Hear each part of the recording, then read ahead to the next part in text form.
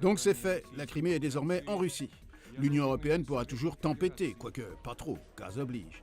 Elle a signé enfin le fameux accord d'association avec Kiev, dont la non-signature était à l'origine de cette grave crise, d'abord interne à l'Ukraine, puis internationale.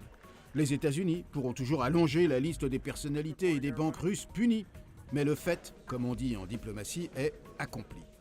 La puissance de l'Union soviétique, après la Deuxième Guerre mondiale, avait réussi à obtenir à Yalta, en Crimée, la division de l'Allemagne.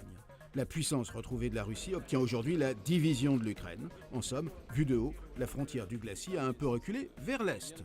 Une maigre consolation. Cela dit, ce n'est pas la première fois qu'une frontière est modifiée depuis le grand dégel soviétique. L'Allemagne a été réunifiée, la Yougoslavie a explosé en guerres intestines, et la dernière étincelle guerrière de cette explosion s'appelle Kosovo, détaché de la Serbie après bombardement de Belgrade par l'OTAN. On a également vu un divorce à l'amiable, sans guerre ni même référendum, entre la Tchéquie et la Slovaquie. Et demain, peut-être, de nouveaux confettis européens, catalans ou écossais se détacheront pacifiquement de leur tronc actuel. D'où il ressort que le principe de l'intangibilité des frontières fixées après la Deuxième Guerre mondiale n'existe pas.